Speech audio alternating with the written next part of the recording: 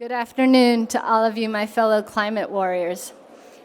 My name is Amy Tai, and I live in Boston, Massachusetts, in the United States of America. Massachusetts was one of the first states in our country, but by no means were the first people, the first settlers, were by no means the first people to live on that land. Our state gets its name from the indigenous people of the region, the Massachusetts Nation.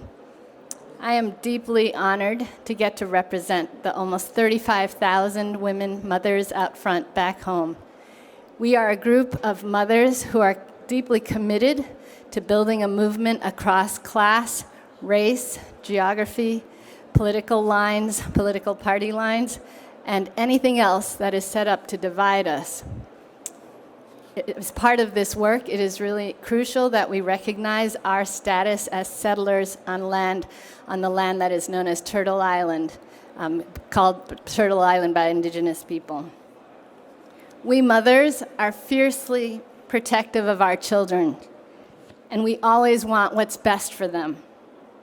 Because we care so deeply about their well-being, we sometimes can also be really annoying to them, right? My son, who is sitting right here, who I'm very proud to have with me, can definitely confirm that. We parents want our children to live long and fulfilling lives. But for that, we need a livable climate and a just and humane society. Because of our love, we can be an unstoppable force in the fight against climate catastrophe. Mothers also know the importance of baby steps. Oh. Sorry. Oops, not yet. Sorry, can I go back? Do I do red to go back? Red? Okay. Mothers also know the importance of baby steps.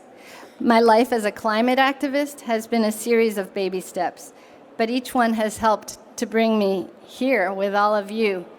I could never in my wildest dreams have imagined that I would be at the United Nations Climate Change Conference representing a growing movement of mothers, grandmothers, and allies.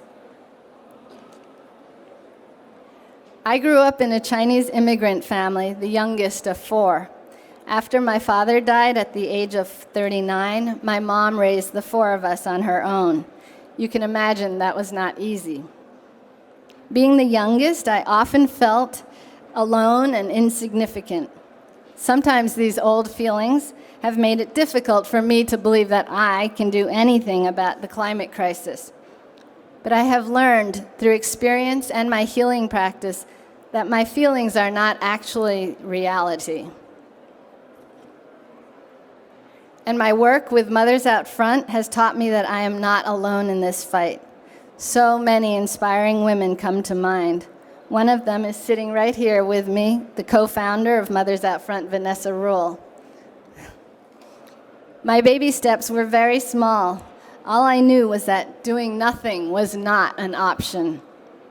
I started going to meetings and getting to know other mothers. They started getting to know me. And soon I was asked to speak at the State House by another volunteer. My first thought was, why me?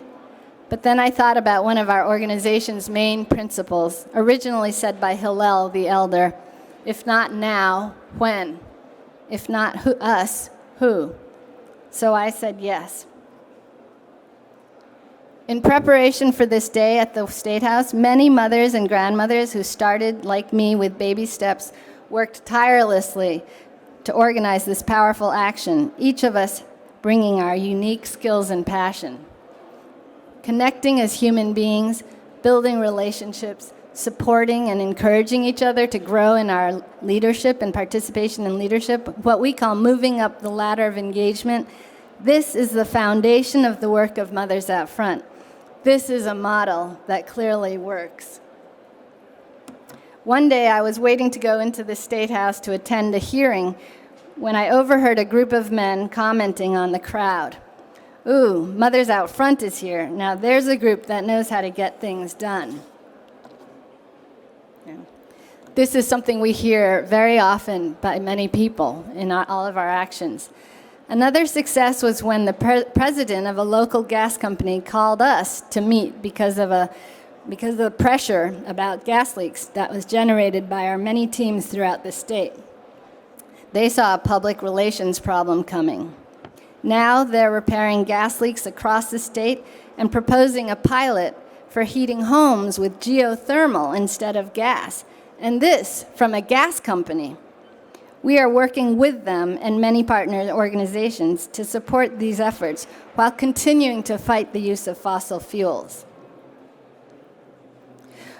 We have had many successes as teams throughout the United States, getting decision makers to transition to renewables. But just 2 weeks ago, the UN published a report that showed that emissions are at the highest level ever and still rising. So we face an obvious choice. We can continue on this path to extinction, or we can work together to stand up to those who prioritize profits over people and the planet. We want to thank the United Nations for recognizing the work of the power of our movement, and we are truly humbled by the work you are all doing in your communities around the world to empower women to lead in this fight. And of course, we also want to thank all the mothers back home who are working every day so hard to change our decision makers' minds. Mothers and allies, join us in our work to fight for a sustainable future for all of our children. Thank you. Amy, thank you so much. Thank you so much for taking those baby steps and for showing us that it can be done.